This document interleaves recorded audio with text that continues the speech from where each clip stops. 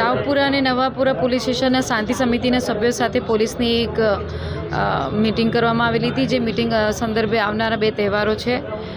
રામનવમી નો તહેવાર છે, સાથે સાથે રોઝા પણ સમાપ્ત થઈ રહ્યા છે, એટલે ઈદ પણ છે અને ગુડી પાડવાનો પણ તહેવાર આવી રહ્યો છે. હંમેશા પોલીસ પ્રોએક્ટિવલી કાર્ય કરતી હોય છે. જ્યારે કોઈ પણ તહેવાર હોય એટલે શાંતિ સમિતિના આગેવાનો સાથે ચર્ચા બેઠક કરી વધુમાં વધુ શાંતિપૂર્ણ તહેવારો હર્ષોલ્લાસ સાથે પૂર્ણ થાય એ માટે પ્રયત્ન કરતી હોય છે. એ સંદર્ભે અહીંયા બેઠકનું આયોજન કરવામાં આવેલું હતું.